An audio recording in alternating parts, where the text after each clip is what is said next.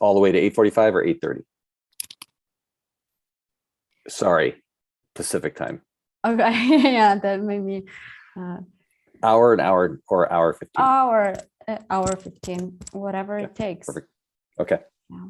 І у нас вже пряма трансляція. Так, І we're ми live можемо now. розпочинати. Yeah, we can start. І я дуже рада привітати сьогодні на нашій зустрічі терапевтів та терапевток з Американського інституту травми та учасників і учасниць, які доєднуються до нас тут або дивляться пряму трансляцію на каналі YouTube. So Anna welcomes everyone on this call. Very happy to see all of you, to see these familiar faces and to see people joining us to watch, to listen, and here and on YouTube as well. And hopeful to have another meaningful and nice conversation about important issues that we would like to discuss today. Well, good morning. Good morning for me. It's not morning for you. I should probably just start with good day. My name is Michael Sapp, and I'm a licensed clinical psychologist, CEO of the Trauma Resource Institute, and I'm glad to be here, and I will introduce our team as well, but Natalia, I'll let you translate that first. Thank you. Так, Майк бажає доброго ранку зі своєї Каліфорнії, хоча в нас уже вечір, а нам бажає доброго дня. Майкл Сеп, CEO Інституту травмостійкості, ліцензований клінічний психолог, сьогодні працюватиме з нами і зі своєю командою. And we have with us from our team, of course, Stephanie, who has been on just about every time. So she is a familiar face. Susan, you had joined us as well before. Of course, Deanne has joined us many times. Yekta also. And then we have someone observing for the first time, Rebecca. So we just wanted to introduce our team and welcome everybody to the call. Так, сьогодні з нами працюють Сьюзан, Стефані, яких ми бачили раніше на попередніх дзвінках, Єкта, Діен, і до нас сьогодні вперше приєднується Ребека. Також раді її вітати на нашій сесії. And of course, with these meetings, we use this time to support you all, and oftentimes we'll get questions. And so I know we have a question that was submitted to us that we're going to answer. But the question has a little bit to do with working with, it's specific to working with children and the parents of children. І Майк каже, що на всіх сесіях ми намагаємося дати такі відповіді, які дають підтримку, які допомагають нам у ці непрості часи. І зазвичай у нас є запитання, і на сьогоднішній сесії у нас теж є готове попереднє запитання. Воно стосується конкретно роботи з дітьми і з батьками цих дітей. And in these meetings, we have found it helpful to start the meetings with some kind of CRIM, community resiliency model activity. And so we would like to do that. And we're choosing a specific activity to start for us. That is an activity that often is a favorite for children and many adults. Зазвичай ми починаємо ці сесії з якихось практик моделі стійкості спільнот, обираємо якусь одну, і сьогодні Майк пропонує нам таку практику, яка дуже популярна серед дітей і серед дорослих також, але діти її особливо люблять. And so with that, I'm going to hand it over to Susan. Thanks, Mike. So it's good to be here with you guys again. Thank you so much for continuing this relationship. It's really special. So this exercise is an exercise that I would do a lot with my kids in my classroom when I was teaching. And it is a type of grounding practice. And remember, grounding is being supported by a surface where you feel your body being held. It could be with your hand, with your feet, with your bottom. And this is just one type of grounding practice. Так, Сьюзан, вітаю всіх присутніх, всіх, хто дивиться нас в прямому етері.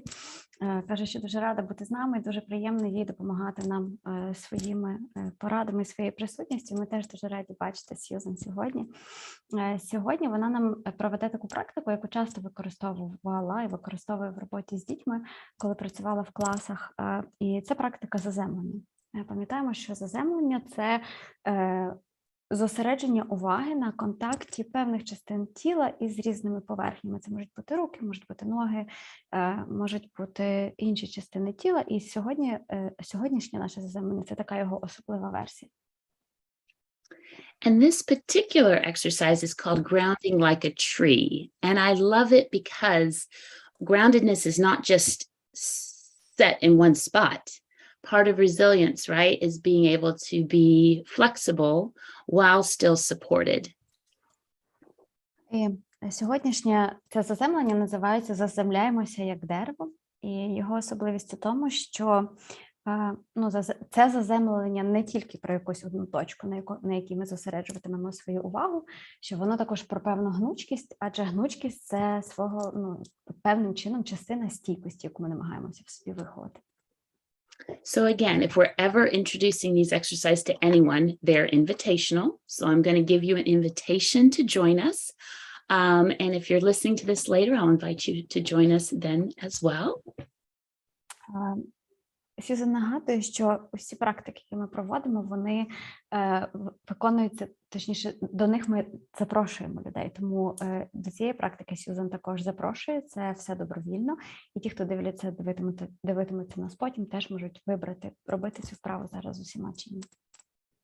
So the first thing I'll invite you to do is to find a position in which you can sense into the trunk of your tree. So you could do this seated and kind of sense into the way that the torso or our trunk is being supported, or you can stand. I'm going to stand. You can choose what's best for you. Сьюзан каже, що треба вибрати положення тіла, в якому ви зможете, оскільки ми заземлятимемося як дерево, в якому ви зможете добре відчувати стовбур свого дерева.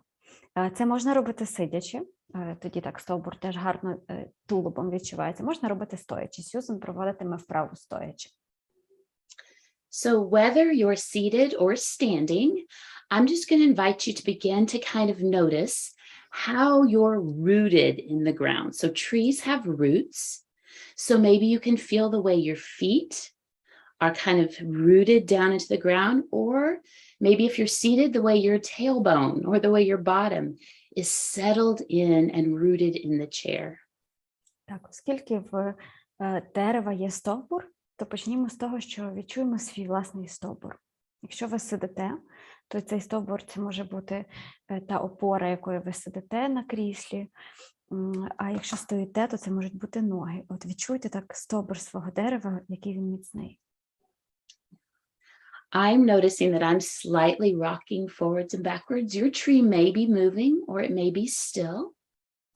Сьюзан каже, що її дерево похитується так трошки вперед-назад. Ваше теж може похитуватися, а може собі стояти рівненько.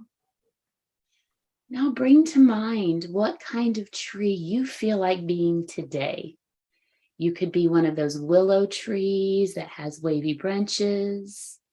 You could be a big giant oak tree. You can name some trees you have in the Ukraine. And imagine your arms are extending out as the branches of your very own tree. Уявіть собі дерево, яким ви зараз почуваєтеся. Можливо, це верба з її такими хвилястими гілочками, а можливо, ви великий і сильний дуб. А може, це ще якесь інше дерево, яке вам подобається і яким ви хотіли би бути. Уявіть собі своє дерево, уявіть, як ваші руки стають його гілками і що з ними відбувається зараз, як вони, куди вони проростають, де вони себе почувають добре. And I'll just invite you to notice any sensations. You may notice the sensation of your trunk being nice and solid. You may notice the roots growing out of the bottom of your feet and tingling. You may notice maybe a slight sway in your branches, or maybe there's a breeze. Whatever sensation feels more pleasant, just let your attention rest in that space.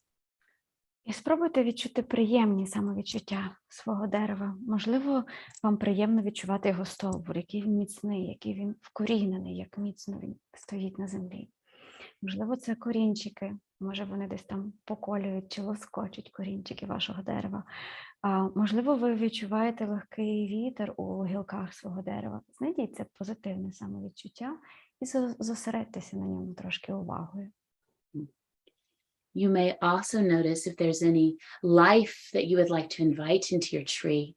I have a little nest of birds, or you may have a little squirrel running up and down, or you may have something alight in your branches. Feel free to invite anything that you would like to have on your tree to be with you now. Could be a bird feeder. Уявіть собі якусь форму життя, яку ви би хотіли запросити, можливо, на своє дерево. Може, це гніздо з пташками, з пташенятками. Може, це годівничка для пташок, або білочка, яка скаче гілками вашого дерева. Щось живе, що оселяється в ньому. And as we're just sensing into any sensations that are more pleasant or neutral, I just invite you, if there's any way your tree would like to move, if there's any way your tree would like to grow, if there's any way your tree would like to invite or welcome or provide shade, just in these last few seconds, notice if there's anything your tree would like to do with its branches, with its trunk. And I'll just invite you to do that now. Відчуйте своє дерево і, намагаючись віднайти оці позитивні або хоча б нейтральні самовідчуття, ми вже будемо потрошки згортати вправо, але ще відчуйте, чого вашому дереву ще хочеться. Можливо, похитатися на вітрі, можливо, знову ж таки, запросити когось живого, пожити в його гілках, порухатися тим чи іншим чином. Дозвольте своєму дереву це зробити зараз.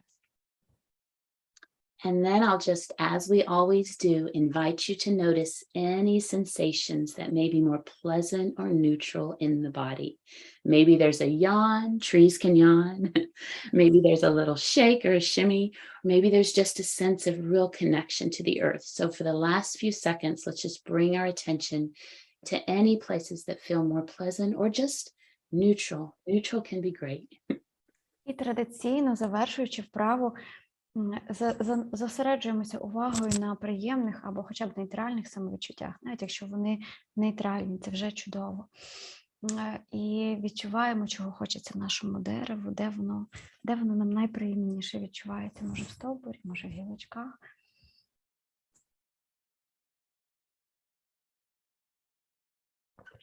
And thank you for joining me. Дякую за те, що приєдналися до виконання цієї вправи. Thank you, Susan. And Natalia, I noticed a deeper breath. I don't know if you noticed that. Of course I did. Of course you did. Так, Майк звернув увагу на те, що я глибше видихнула, і чи помітила це, звісно, я тепер уже після стількох годин наших стійкісних тренінгів помічаю всі свої приємні самовідчуття після будь-якої вправи. So we start meetings like this with an exercise like that because we recognize the importance of reminding ourselves to check in with our own nervous systems. Отже, ми починаємо наші зустрічі завжди з якоїсь такої практики, тому що це таке дуже важливе нагадування про те, наскільки потрібно звертати увагу на свою нервову систему і якби діагностувати, в якому вона зараз перебуває стані. And as we have talked about many times in these meetings, that's a reminder for us to know what it feels like when we're in our zone, when we are in our resilient zone, versus when we are bumped out of our resilient zone. І знову ж таки, це для нас чергове нагадування про те, як ми почуваємося, коли ми в зоні стійкості, і щоб ми могли якби порівняти на контрасті, як ми почуваємося, коли ми не в своїй зоні стійкості, коли нас викидає з неї. And we know that sometimes life just happens and it moves so quickly sometimes, and we're under such pressure and there's so much going on that sometimes we don't pay attention to where we are in reference to our zone. І оскільки життя несеться дуже швидко, а в житті українців і українок зараз ще й багато всього відбувається, то дуже часто ми навіть не встигаємо чи забуваємо собі нагадувати про те, що варто зафіксувати свій поточний стан в теперішньому моменті. And what we hope you all have been gathering as you meet with us and as you know our model more and more is that we operate from our best selves when we're in our zone.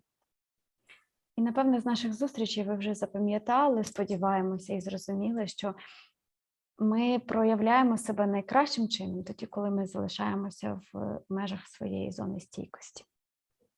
We know from our neuroscience that when we're in our zone, the parts of our, the networks in our brains that are responsible for making good judgment and planning and good decisions, that is more available to us when we're in our zone than when we're bumped out of our zone. Нейробіологія підтверджує, що коли ми перебуваємо в зоні стійкості, то нам більше доступні ті мережі мозку, які відповідають за правильні, хороші рішення, за моральні наші судження, ніж коли нас виносить із зони, і ми тоді не дуже маємо доступ до цих мереж у мозку. And that part of the brain we often in here, and I know a lot of us on this call like this metaphor, myself included, that part of the brain, that network in the brain that makes really good decisions, I compare it to a wise old owl. І та частина мозку, яка відповідальна за прийняття хороших рішень, її порівнюють, є така метафора, яку багато хто любить з учасників і учасниць цих дзвінків, її порівнюють зі старою мудрою совою, ту частину мозку, яка відповідальна за рішення. But when we're under threat, in any way, when we perceive a threat, the part of our brain that perceives that threat, we call the amygdala. And I compare that to a barking dog. Є інша частина мозку, яка відповідає за сприйняття загрози. Іноді вона оцінює як загрозливу ту ситуацію, яка загрозливою не є, але вона працює на те, щоб сканувати середовище на предмет загрози. Вона називається мигдалеподібним тілом. Так от її називають в цій нашій метафорі про тварин, її називають псом, який гавкає. And so when that dog starts barking, the wise old owl flies away, right? So when the part of the brain assesses threat, it readies our body for survival, and our judgment and our thinking is compromised, doesn't work as well. Так от, коли цей пес починає гавкати, коли мигдалевидне тіло починає сигналити про тривогу справжню або ту, яку він сприймає як тривожну, то стара мудра сова просто відлітає геть. І тому що тіло і нервова система починають готуватися до виживання. And so when we practice these skills, like grounding like a tree or any of the skills that we teach, that is helping soothe the barking dog so it stops barking, and the wise old owl can come back and we can think more clearly, we can make better decisions. Тому коли ми практикуємо навички, такі як от сьогоднішнє наше дерево, заземлення як дерево, і будь-які інші навички моделі стійкості спільноти, вони допомагають стишити цю собаку, заспокоїти її, щоб вона не гавкала. І тоді стара мудра сова може повернутися на своє місце, і ми здатні будемо приймати чіткі і нормальні рішення. And I wanted to highlight that in particular before we go into the question that was presented, because I feel like that lays a really good groundwork for how to consider answering the question that was presented that we'll be addressing today. І Майк каже, що хотів про це поговорити до того, як ми почнемо розглядати наше сьогоднішнє запитання, тому що це такий, насправді, фундамент для того, про що ми будемо говорити. І, зрештою, це фундамент для багатьох ключових речей, які ми обговорюємо на цих сесіях, зокрема, і для сьогоднішнього запитання. So, Natalia, I don't know if you have that question available right there that you can just read. Yeah, I think Anna can. Okay. Аня, можеш зачитати, або я зачитаю запитання. Я зачитаю запитання і хочу сказати, що якщо буде потреба отримати додаткові коментарі, учасниця, яка його поставила, вона сьогодні з нами і зможе в чаті коментувати або відповідати на запитання. Yeah, so Anna says she is about to read the question, but she also said that the person who asked it is here with us. Oh, great. On Zoom, so she can probably offer some additional information if needed. Ань, тут на Zoom, правда? Так, з нами в Zoom. Так, добре, дякую. І саме запитання. Я віднедавна живу у квартирі з 2 дітьми. Один мій син 9 років і друга це дівчинка 5 років. Познайомились з її мамою нещодавно, стали жити разом у великій квартирі для економії грошей, бо зараз без роботи. У кожного своя кімната. Дівчина часто починає плакати, коли бачить щось у мого сина, фрукти, іграшки, будь-що. Я прошу сина поділитися, він категорично не хоче. Через це часто сваримось між собою. Як правильно вести себе у цій ситуації? Я не все можу купувати одразу 2 дітям і останнім часом помічаю, що дівчина дуже часто стала плакати, хоча мій син не просить те, що є у неї. Thank you, Anna. So a couple things that I want to note really quick is going back to what we talked about. At least in this question, I count at least 4 nervous systems in this question. Повертаючись до того, з чого ми починали, Майк каже, що в цьому запитанні він нарахував щонайменше 4 нервові системи. That doesn't mean that we aren't persons, that these are not people. I just want to highlight that because when we talk from the community resiliency model perspective, we look at it as a biological response to stress, not mental weakness. І це не означає, що, коли ми кажемо, що 4 нервові системи, що це не люди чи не особистості. Просто якщо ми дивимося на ситуацію з погляду моделі стійкості спільнот, то тут обов'язково потрібно враховувати ці біологічні реакції на ситуацію, яка склалася, і на стрес, який у ній є. So thank you for asking this question, because this is a question that is common to many parents in different situations. І дякуємо вам за запитання. Я так розумію, що це пані Олесі запитання, тому що це ситуація, яка насправді доволі поширена. І багато батьків і матерів стикаються з подібним просто за різних обставин. And so we want to recognize not only the potential dysregulation in the nervous system of you as a parent in this situation, but also the dysregulation that may be occurring in your son, in the 5-year-old girl, and even in the girl's parent. І тому Майк каже, що ми бачимо і визнаємо, що є, напевне, така розбалансованість нервової системи вас, як матері. Вочевидь, можливо, є певна розбалансованість нервової системи вашого сина і в 5-літньої дівчинки, і навіть у її мами також. And so again, this idea of our resilient zone, and that in that graphic that we often show, there's a lightning bolt that indicates the stress or the threat that then bumps our nervous system out of its natural rhythm. These lightning bolts are happening to each person in this question. І якщо учасники і учасниці наші пам'ятають, особливо ті, хто часто ходили, є таке зображення зони стійкості, там, де 2 лінії, між ними йде наше життя, і з'являється така блискавка, яка вдаряє в цю зону стійкості. Це стресова якась або травматична подія, яка нас із неї може викинути.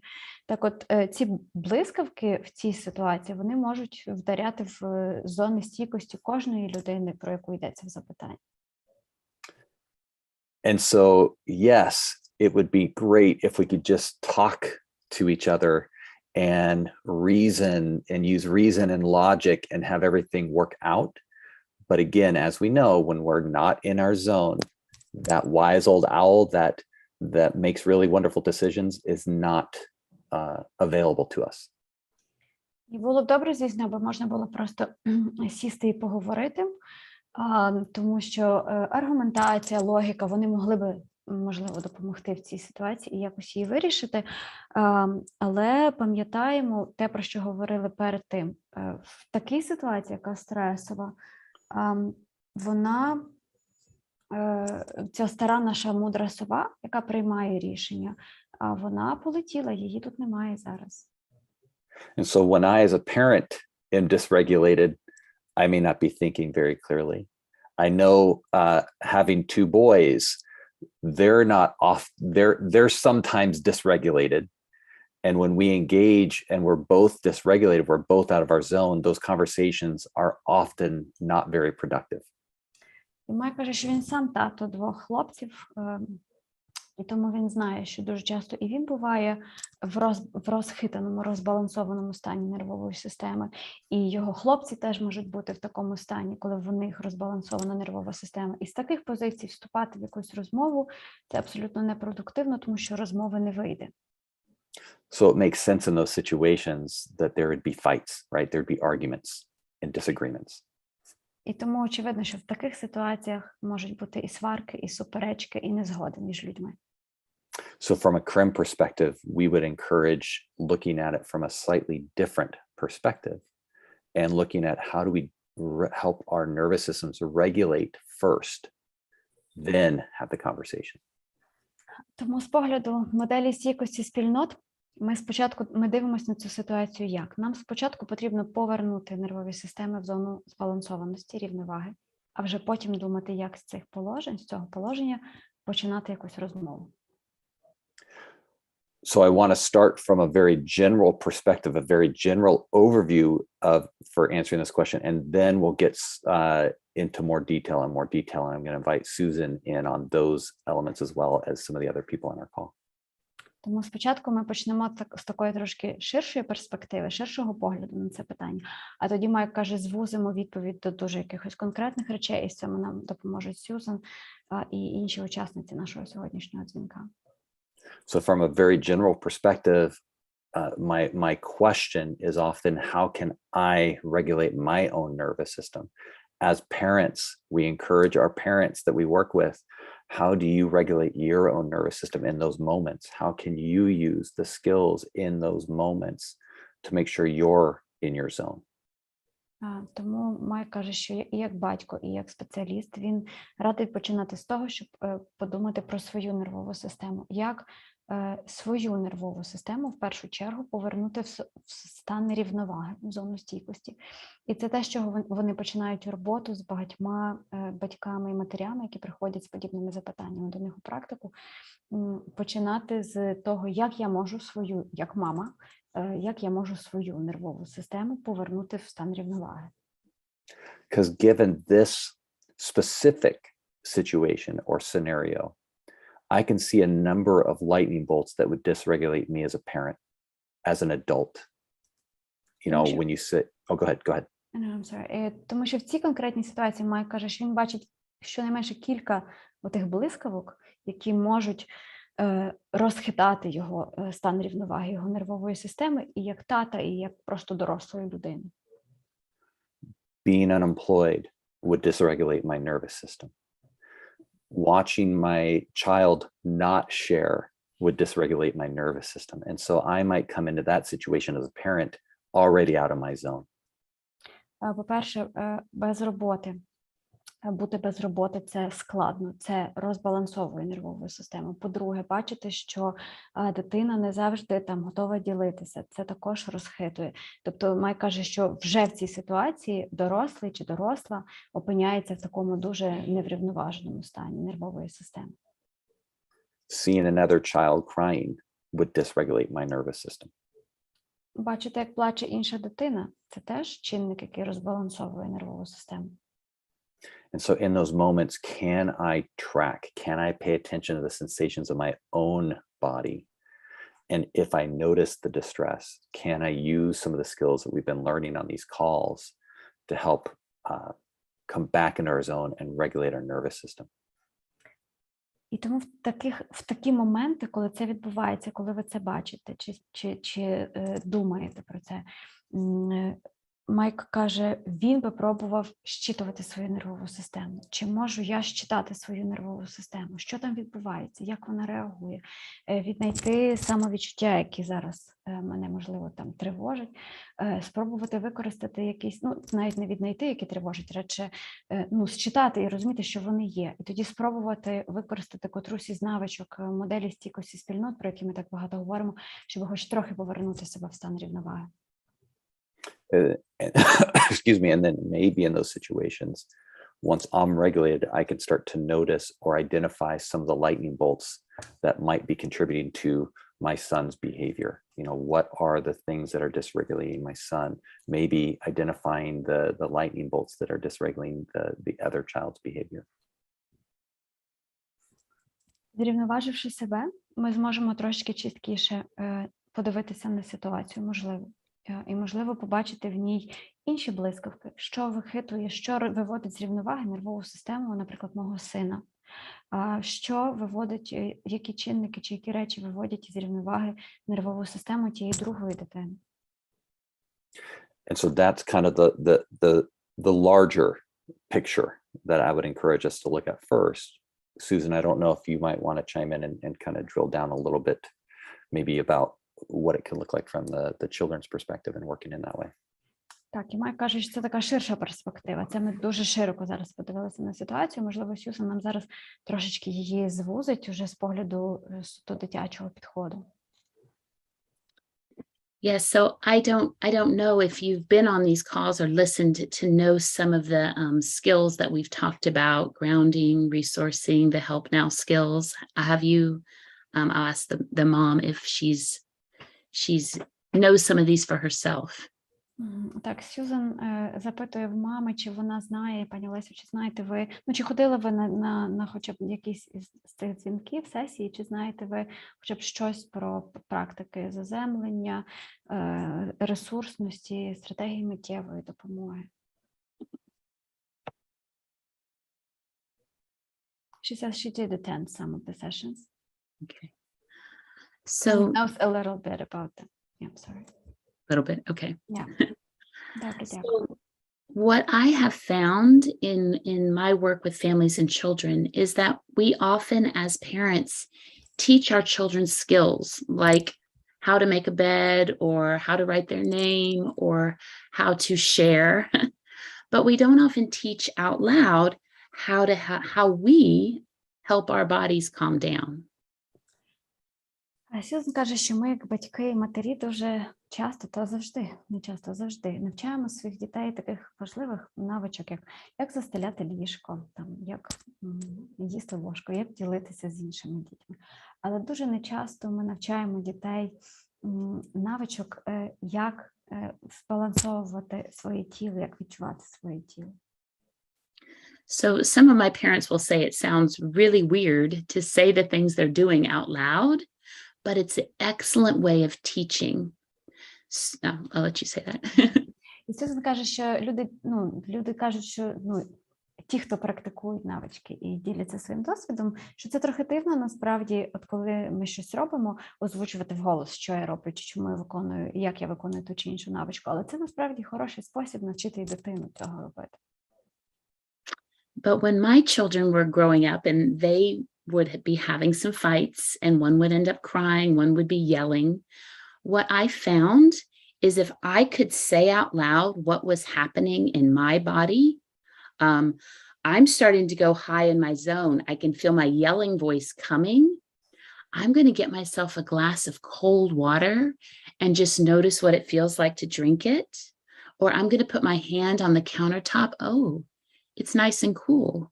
And instead of just doing it, I would speak it out loud, which would get my kids to look at me kind of strange, but it puts a moment of pause in there. Так, і Сьюзан каже, що коли її діти підростали, то вони, звичайно, теж часто сварилися, і одне плакало, інше кричало. І що вона робила в таких ситуаціях? Вона починала вголос проговорювати, що вона робить з собою. Вона казала: так, я стараюсь зараз зауважити, а що відбувається в моєму тілі. Так, я відчуваю, що я от-от закричу. Цей голос мій крикливий, він уже майже тут на підході. Я піду зараз вип'ю склянку холодної води і зверну увагу на те, як мені пити цю склянку холодної води. І що я відчуваю при цьому. І от вона так проговорювала при своїх дітях, що вона робила, і це був такий спосіб, якби навчити їх. Вона каже, що, звичайно, діти дивляться так трошечки на маму неоднозначно, коли мама таке робить, але це дуже ефективний метод.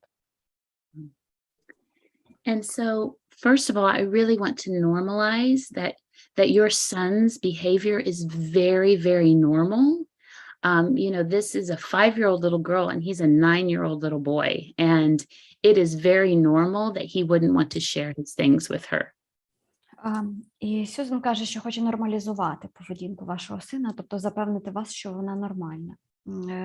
Йому 9, він хлопчик, дівчинці 5, вона дівчинка. Те, що він не хоче ділитися іноді, це абсолютно нормально. So if you are noticing her crying and it's activating you, and you're able to say, her crying puts me in the high zone. And maybe when you're in the high zone, you want to tell your son, share, share, share, share, share, right? But instead you can say that you can do some things to get back in your zone and then ask him some questions about what her crying does for him. Where does he go in his zone when he hears the crying?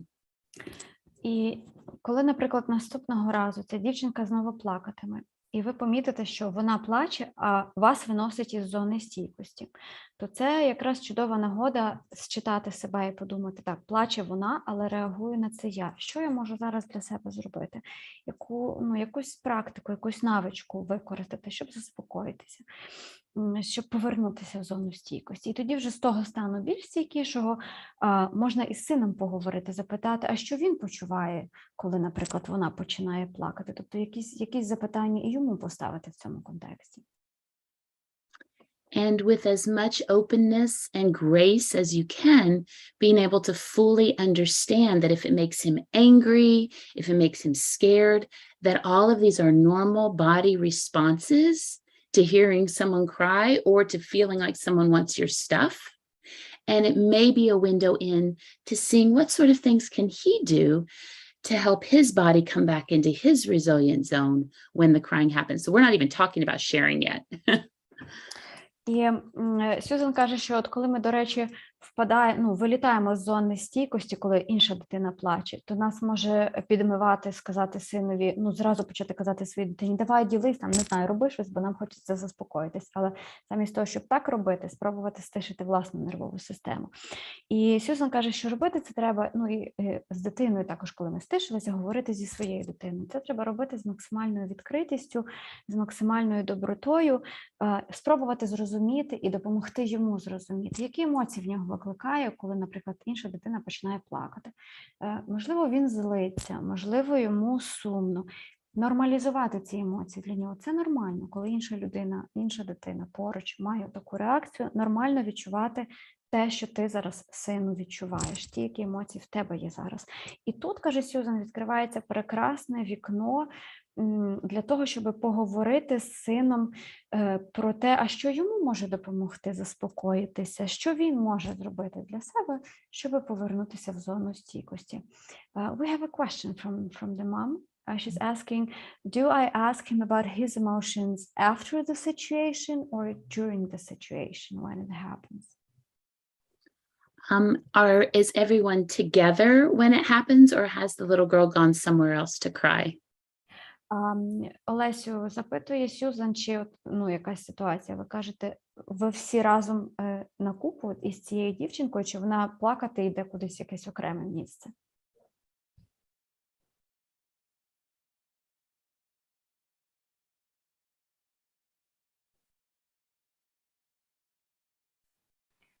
They are all together in one space, in shared space.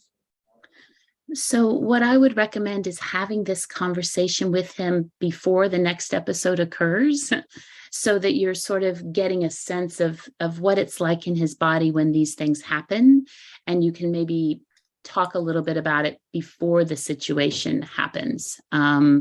So a lot of times having these conversations and normalizing the experiences can actually help the body before it happens.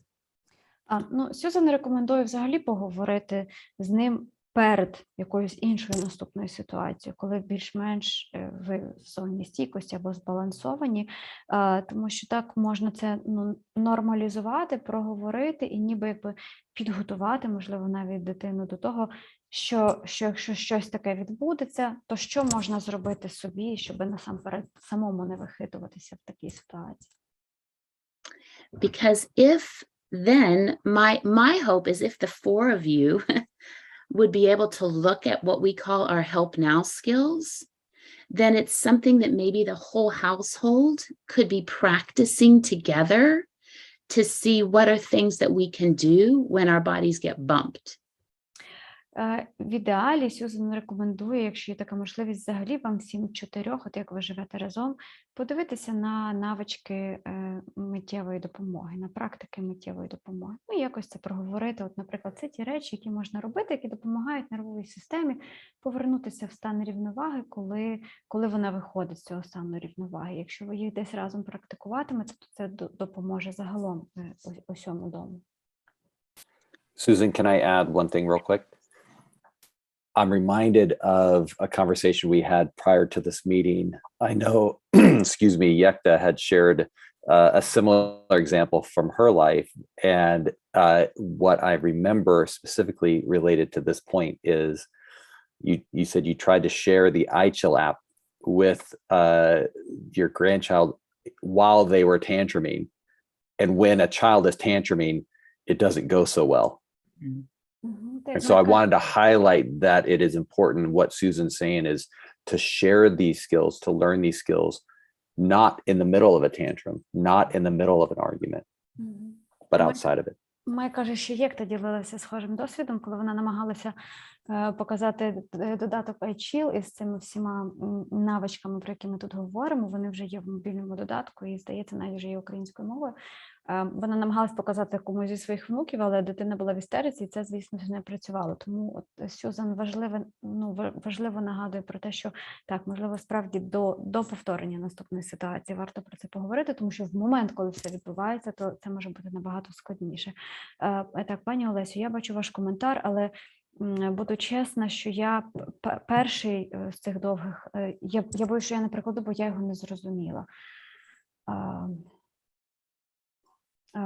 Olesya, the mom put something in the chat, but it's a bit unclear for me. I'm not sure I can translate it correctly, so I just asked her for a clarification. And she says that she's like in the middle between like two fires, because whether is it her son that has to share, or is it the girl that doesn't have to cry, and this gets her really tired? Exactly. Олесю, так і є. Ну, Сьюзан підтверджує, що так і є. And that goes back to Mike's thing of how do you take care of your nervous system? Because I would be exhausted in that middle ground. І от те, що ви написали, я українською, здається, не прочитала, пані Олеся написала, я між двома вогнями. Син має ділитись, чи дівчинка має не плакати? І це дуже втомлює. Сьюзан каже, це нас повертає до того, про що говорив Майк, що в цій ситуації першим ділом зчитувати себе, і що я можу, що ви можете в першу чергу зробити для себе, для своєї нервової системи, як себе повернути в зону стійкості, тому що бути між цими двома вогнями і справді складно. Because I think the answer is yes. The little girl needs to learn some skills, and your son, if he is able to get regulated, may have capacity to share, not because he was told to share, but because he's back in his resilient zone. Тому що про це між двома вогнями на обидва ці ваші умовні вогні відповідь так. Так, дівчинка не повинна плакати. І так, ваш син міг би ділитись, але не тому, що ви йому сказали ділись, чи тому що нас так вчать з дитинства віддавати все своє, а тому що якщо він зможе повернутися в свою зону стійкості в такій ситуації, чи ви йому з цим допоможете, то він захоче ділитися сам, тому що це природно. So what I would do as a parent in the middle of a child conflict is talk about myself, not about them, but to say, whoa, I'm noticing I'm about to get my loud, yelly voice and say, you go there and you go there. So I'm going to help my body by touching a surface, noticing some trees out the window, taking a drink of water. And I say that about myself in the moment, not for the children. Тому Сьюзан в такій ситуації, вона каже, що вона би робила? От є конфлікт, діти вже конфліктнули. Не говорити про них, не говорити про те, що хто з них має робити, а коментувати про себе. Сказати, воу, так, діти, дивіться, я відчуваю, що ця ситуація мене вихитує, що я починаю виходити зі своєї зони стійкості і що я зараз можу почати кричати. Тому я хочу зробити так. Я піду подивлюсь на дерева за віконечком, як вони хитаються, або порахую кольори, або я торкнуся якоїсь поверхні, о, яка вона приємна. Говорити дітям про себе, не говорити їм про них. Так, пані Олеся має коментар, що добре, спробуй, але це нелегко говорити про себе. So Олеся put in the chat that she will try to do that, but it's so difficult to talk about yourself in this way. It is. It takes a lot of practice, but it will surprise the kids. And sometimes I will say, I'm going to look for the colors of the rainbow in my room. I'm going to find something red, then something orange. And sometimes the kids will join you. Sometimes they'll just stare at you, but it is a learning curve. You're 100% right. Це і правда складно, це нелегко. І це для цього потрібна практика. Але спробуйте. Діти будуть здивовані, щонайменше, тому що їх це здивує, вочевидь. Ви можете їх підключити, точніше зацікавити тим, що скажете, о, я розхиталася, я порахую, пошукаю зараз кольори веселки в кімнаті. Так, он червоний, он оранжевий і так далі. Їх це зацікавить, і вони, можливо, навіть хочуть приєднатися, а можливо, ні, можливо, вони просто витріщатимуться на вас, але в будь-якому разі це якась навчальна крива, вона запуститься. І в пані Олесі був ще один коментар, що в сина до війни була проблема поділитись, і вона не знає, з чим це пов'язано, просто зараз загострилось все. Olesya also put in the chat a bit earlier that her son had this problem with sharing with others even before the war, and she doesn't know why it was the case, but now it just got even more acute. Can I ask a quick question? Yeah, sure. Of all the people on this call that have kids and grandkids, by show of hands, anybody else have kids that had trouble sharing? Майк просить підняти руку тих, у кого діти теж мають проблеми з тим, щоб поділитися. Так, походу у всіх тут такі проблеми є. Пані Олесю, вам мало б, можливо, стати трошки легше від цього. This is normal. This is normal under normal circumstances. Це абсолютно нормально. Yes. Go ahead. I'm sorry. No, go ahead. Це абсолютно нормально навіть за нормальних обставин. От ви пишете до війни. Це теж норма. Under normal circumstances, when someone wants my toy, when someone wants my food, that's a lightning bolt. And we start to grab and not want to share. That's normal. Навіть за нормальних обставин, якщо хтось хоче мою іграшку чи мою їжу, для мене це оця блискавка, яка лупить в мою зону стійкості. Я не хочу ділитися, я хочу забрати все собі і геть. That dysregulates the nervous system. And if we can help that nervous system come back into balance, there's a greater likelihood, not always, but there's a greater likelihood that we would be more, we might consider sharing. Mm-hmm. І коли ця блискавка лупить, коли хтось хоче щось в мене взяти чи поділитися, щоб я поділилася, то це розхитує нервову систему. Нервова система стає розбалансованою. І якщо ми зможемо повернути нервову систему в баланс, в стан рівноваги, то це підвищить шанси, або не підвищить, але є можливість, що підвищить шанси на те, що мені захочеться поділитися просто так вже по-доброму, з здорової позиції. But in that situation, when you have a parent that's telling you to share, it's dysregulating something that's already dysregulated. When you have another child crying, that's dysregulating. So that situation is so hard. And like Susan said, and like you said, it's so exhausting.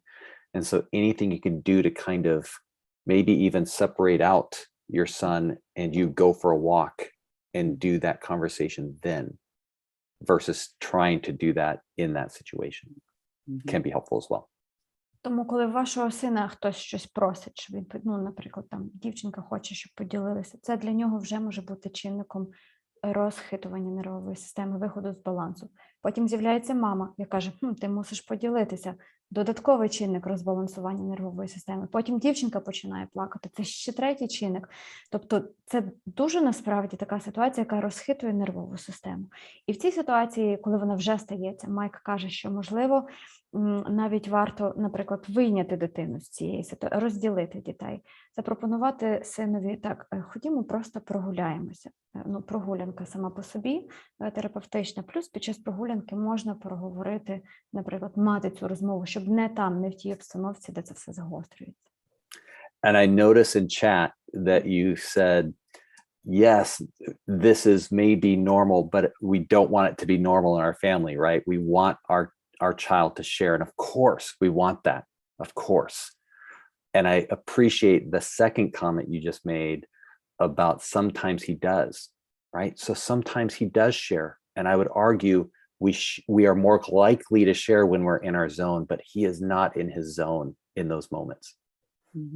І Майк прокоментував ваші коментарі, пані Олесю. Перший коментар я зачитаю для всіх.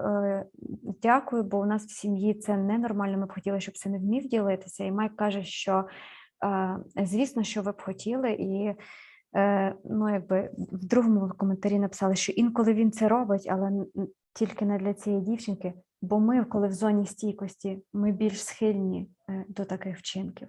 В цій ситуації з цією дитиною він, можливо, вже поза зоною своєї стійкості, і тому з цієї ситуації йому і не хочеться ділитися. And in that way, I would argue sharing is also a skill that is learned, that can be learned.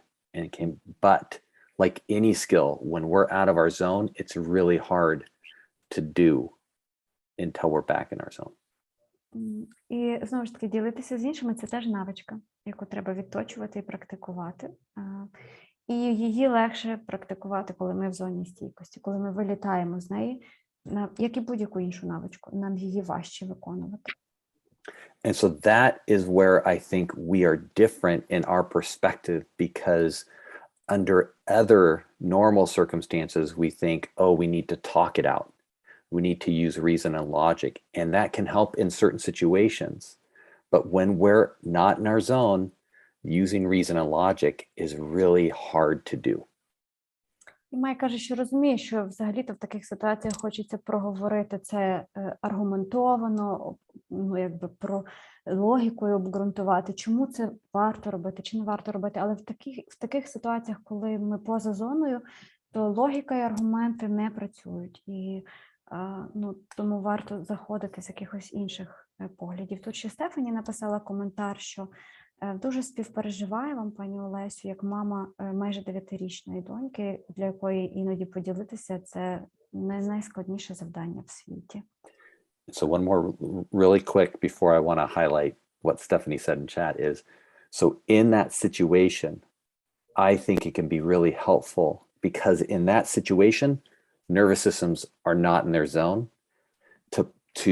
To have that conversation, to maybe you and your son find a different space if possible.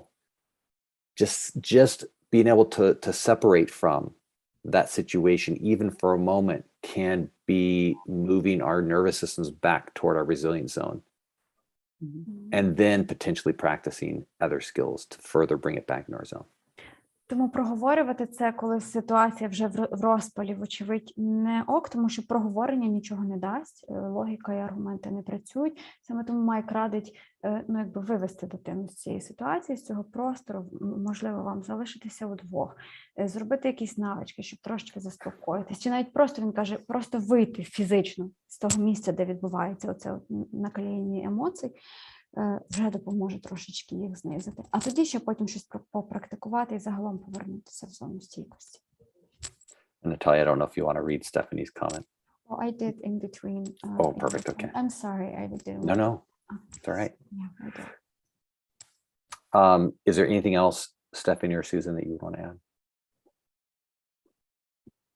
I just had a thought, as someone who's kind of in this, I'm not experiencing the war side of it, obviously, but having one that is young and neighbors nearby that are range between 4 and 11, I have a lot of kids in my house that always seem to argue about everything. Стефані каже, що її доньці 9, а сусідські діти там віком від 4 до 11, тому в неї вдома постійно багато дітей, які весь час за щось сваряться і сперечаються. As Susan and Mike both highlighted, a lot of times, if I try to reason things out with my child in the heat of the moment, it does not go very well. Коли Стефані каже, що намагається якби обґрунтовано щось пояснити дитині в момент накала страстей, то це не працює, як казали і Майк, і Сьюзан. My child may have a toy that they have not looked at in months, but the moment that someone else wants it, it becomes the most important toy that they have ever seen. Доньки Стефані можуть бути іграшки, на які вона місяцями навіть не дивилася, але як тільки комусь ця іграшка стає потрібна, то це прямо найпотрібніша іграшка в світі, яку, не дай Бог, щоб хтось рушив пальцем. In those very heightened moments, we do use a lot of those help now skills, those quick resets to bring us from a level 10 to a level 7 or 8 pretty quickly, so that we don't have friends that are angry and yelling, and so the situation doesn't spiral out of control. І тому в таких ситуаціях Стефані каже, що замість говорити, вона намагається використовувати якісь стратегії миттєвої допомоги, хоча б щоб знизити градус, там, умовно, з 10 балів до 7-8 балів, і щоб оця повна хата дітей, які верещать і скандалять, щоб це не вийшло взагалі з-під контролю. I've found those sometimes in the quiet moments, once everything has settled down, once we're reset, and I have a moment with my child, one thing that has been somewhat helpful is doing a little bit of conversational resourcing about their toys and the things that they hold dear. І от тоді, коли вже загальна атмосфера трошечки стишується, і Стефані каже, що вона отримує нагоду поговорити зі своєю дитиною вже в спокійнішій обстановці, то їй часто допомагає практика розмовної ресурсності, поговорити ресурсно про ситуацію чи просто. As an adult, sometimes it may seem like a silly conversation to be asking so many detailed questions about a toy, but for a child, a toy may be their whole world in that particular moment. And so it's important to find out to them what makes it special and why they feel so protective of it. І, можливо, ці запитання для розмовної ресурсності для дорослого звучатимуть трохи дивно, але для дитини в цей момент ця іграшка – це цілий світ, і вона, їй може бути і приємно, і вона готова може бути поговорити про те, чому ця іграшка така важлива, чим вона така особлива, і чому вона її так сильно любить. So I may start with my child by asking them to tell me about their favorite toy, their most special toy, the toy that they love, and to describe all the things that make it special.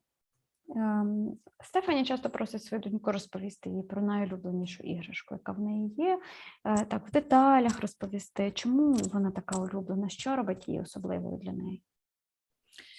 And then I might be able to move on to the toy that caused all the drama, and then say, so tell me then about this toy. What is it about this toy that makes that makes it so special? And sometimes after go ahead, Natalia, sorry. Це таке. Стефані каже, що потім може перевести розмову іноді, наприклад, на ту іграшку, з якої почалася вся ця драма, і принагідно запитати, розкажи мені ще про цю, а що в ній такого особливого? And sometimes when they're removed from the heat of the moment, they're able to take a step back and say, there are some things that I find really special and really valuable. And maybe this is one of them, but maybe it's not. And if it's not, then maybe it wouldn't be such a bad idea to share later. І коли дитина говорить про цю іграшку, то по-різному буває.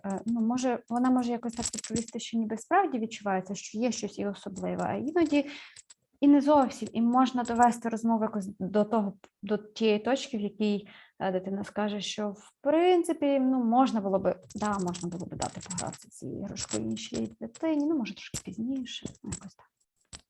Of course, kids are smart and they may figure out kind of what you're doing here by asking them about their different toys. And so my kid will sometimes, oh, well, this is the most special toy. They'll keep saying, this is the best thing ever. And in those situations, sometimes I can just say, would you be able to tell this other kid why it's so special? Because maybe if they understood why it was important to you, they wouldn't reach for it every time. They would understand that it needs some protection. Але Стефані каже, що діти взагалі дуже розумні створіння, і іноді її дитина, діти загалом можуть вичисляти, до чого ця розмова ведеться, і розповідати, що це взагалі, ця іграшка, це весь мій світ, і без неї жити не можу, вона особлива і так далі. То тоді Стефані каже, можна запропонувати дитині чи запитати її, чудово, можливо, ти можеш пояснити отак от теж в деталях, чому вона для тебе така особлива, ця іграшка, яку захотіла інша дитина, пояснити це тій дитині. І, можливо, дитина тебе почує і зрозуміє, що так, це для тебе дуже важливо, і що зараз її рушати не можна, цю іграшку, бо вона в тебе під особливим захистом. The other thing that I've learned with my little one is that when they know the skills, sometimes they will share it with others when it's least expected. And so I wonder if these are conversations that you're having with your son, if at some point you might start to hear him ask those same kinds of questions of the little girl. What is this that makes it so special? Why do you want to play with this toy? It may just be something that flows naturally as he learns the skills and finds them important, that he might share them with others in his household. І Стефані каже, що її дитина вже знає багато навичок, про які ми тут говоримо, і вона іноді часто ці навички якось такий доволі природний, невимушений спосіб навіть передає іншим дітям, коли в цьому виникає потреба.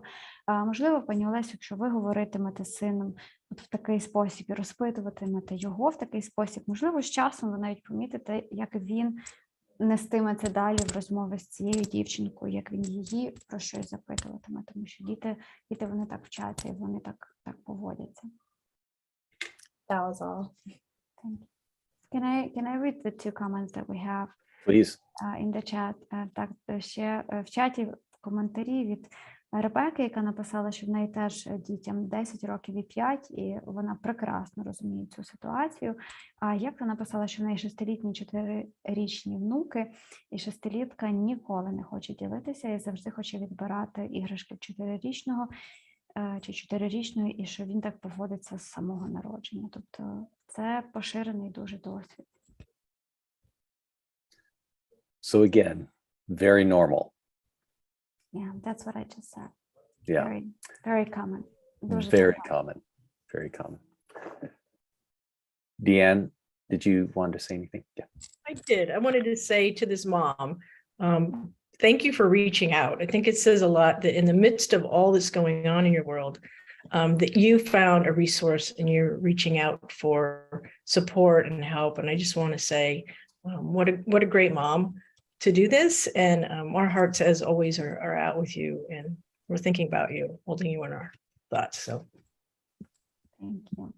Так, пані Олесю, Діан хотіла передати вам, не хотіла, а сказала вам, що ви чудова мама, оскільки серед всього, що відбувається і несеться, всього, що є на голові, ви прийшли з цим запитанням, ви хочете допомогти своїй дитині, і дякую вам за це запитання. Діан також каже, що ми всі завжди в їхніх думках і серцях, і вони дуже хочуть нас всіх у цьому підтримати.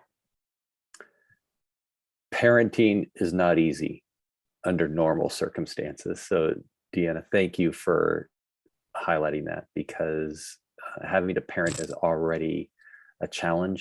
Having to parent under such circumstances only adds more challenge to it. So again, just want to reiterate, emphasize what Diane said. Так, Майк хоче підкреслити, наголосити те, що сказала Діан, що справді виховувати дітей – це дуже складно в нормальних умовах, коли все добре.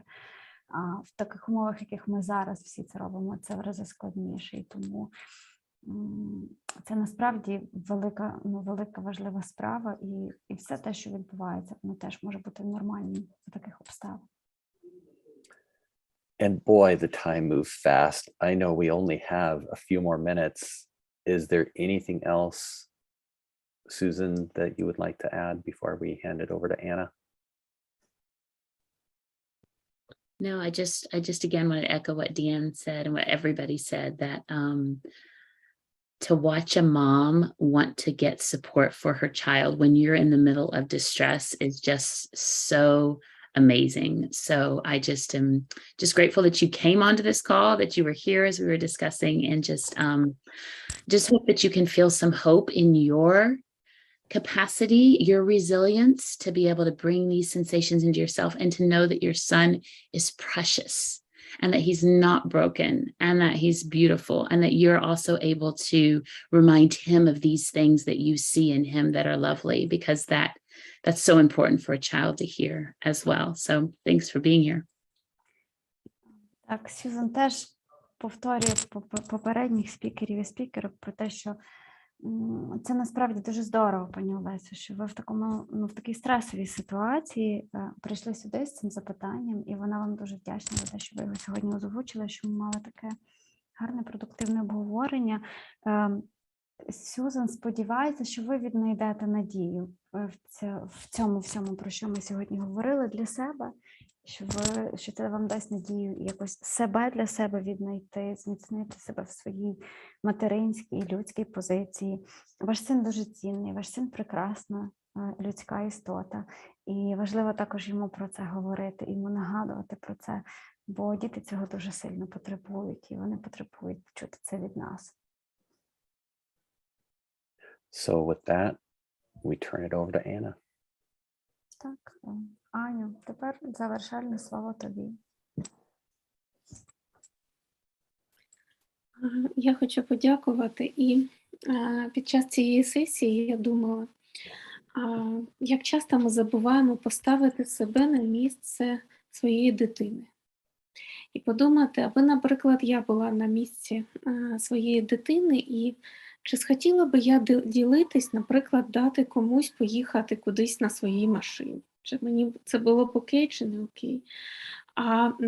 Чи взагалі маю я вибір, з ким спілкуватись? Чи це за мене хтось вирішив, і я маю спілкуватись з цією людиною, бо так склалась доля, і так вирішили дорослі, і ми маємо знаходитись в одному пространстві, в одній якійсь там, на одній якійсь території. І я про це думала дуже багато під час цієї сесії, і зрозуміла, що коли я прийматиму рішення про те, як говорити зі своєю дитиною або з будь-якою іншою дитиною, я маю підходити до цього більш сенситивно і подумати про те, щоб я відчувала в цьому. І мені здається, я вам дуже дякую за цю мудрість, яку я винесла сьогодні з нашої зустрічі, і за багато інших важливих порад, які сьогодні прозвучали на цій неймовірній зустрічі. Дякую. Дякую, Аня. So Anna was saying that during the entire session, she kept thinking how often we do not try to get in our child's shoes and feel the situation the way they might feel it. Like in this situation, if someone asks me to share my car, let's say, would I be that happy to share my car with someone else? Don't think so. Or in this situation, when this child didn't make a choice of who to live with, of who to communicate with all the time. It was not his choice, it was mom's choice and the situation's requirements. But so that might be a lot of hardship on the kid. And that's something that we also have to take into account. And it reminded Anya about how important it is to be sensitive to other person's need and to a child's needs, especially to how they see this situation, this world, and this everything around them. And she also said, thank you for all your wisdoms, for all your experience that you shared, your ideas of how to deal with the situation. It was a very interesting and nurturing discussion that we had today. Thank you all so much. You're very welcome. На здоров'я нам усім. Yeah. Так, і пані Олесю, вам також на здоров'я. Сподіваюся, у вас все вдасться. Пані Олесю, ви можете з чаті забрати покликання на додаток iChill і користуватися їм в своєму щоденному житті. Так, Майк пише, що вже є українською. Ну, на сайті точно вже є українською. На Там сайті є всі точно. додатки. Which is edited, the untitled.com is now available in Ukrainian. So invited Alessa to get the link for herself and to start using it. Okay, well, thank you. And of course, our thoughts and prayers continue to be with you. And anything else we can do to help support, please let us know. Thank you so much. Так, Майк каже, що продовжують думати про нас, молитися за нас і приходити на ці зуми, щоб нам допомагати. Дякуємо всім за сьогоднішню сесію. Дякуємо Побачимося. і до наступної середи. За тиждень. Bye-bye. Bye-bye. Thank you.